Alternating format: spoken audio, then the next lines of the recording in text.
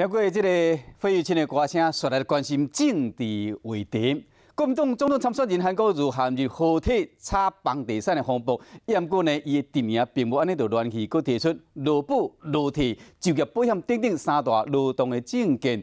包括无薪假期间，嘛有6成薪水通领。当选了，讲要编足1,000亿的预算，要补劳保的基金等等。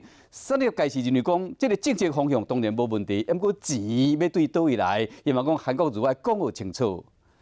那个时候心情应该是要到按摩院去舒压，怎么可能施压呢？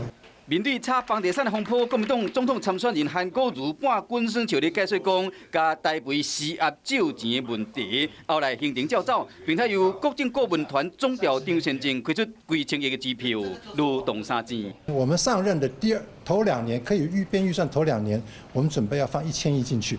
首先，讲要修改就业保险法，放无薪假劳工会使领投保薪水的6成。 鼓励劳工家己提拨退休金，35岁以下加薪劳工愿意提拨1%，政府就相对提拨1%，上限是6%。另外，当选后2年内会编足1000亿，要补劳保基金避免破产。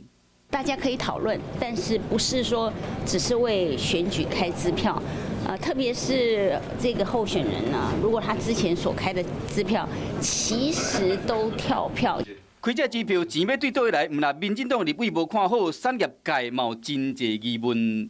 还是2个方向没问题，但是在如何执行跟落实的部分，那我们认为这个部分是有疑虑的。资金的来源就裁员的部分要说清楚、讲明白。